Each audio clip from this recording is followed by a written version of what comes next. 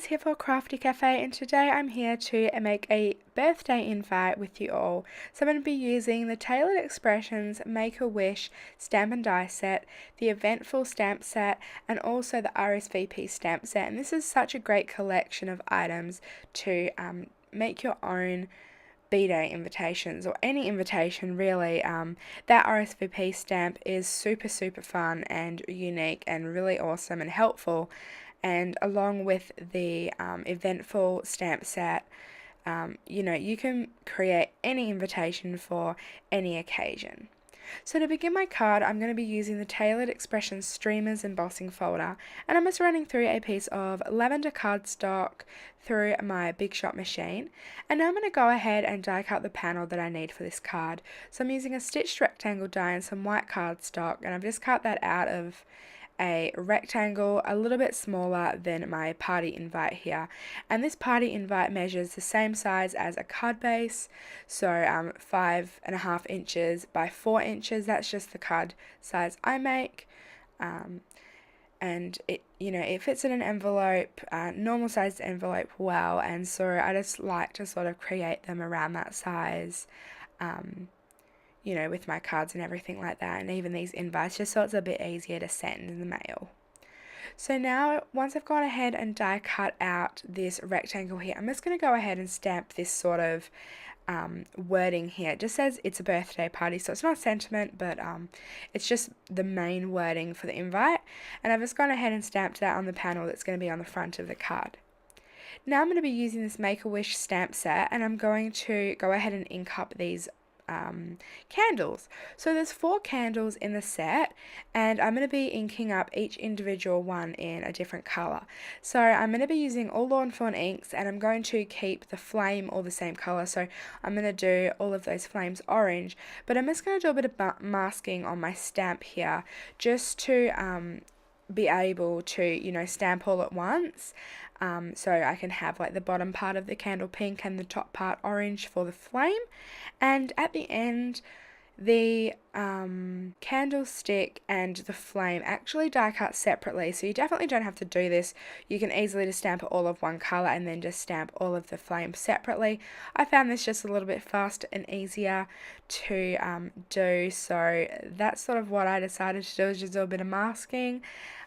But yeah, so it all worked out great. So I just used the bubblegum, merman, celery stick and sunflower ink for all of those candles, and then the carrot for the flames. Now I'm going ahead and using the coordinating dies to die cut all of those out, and so I'm just adhering down each little piece here with a piece of washi tape, and I ran them all through my Big Shot machine and it cut them all out. So now I'm going to go ahead and assemble the front of my invite. So I'm just using some double-sided tape runner here, and I'm just going to put that on the back of my panel and then adhere it down onto my invite.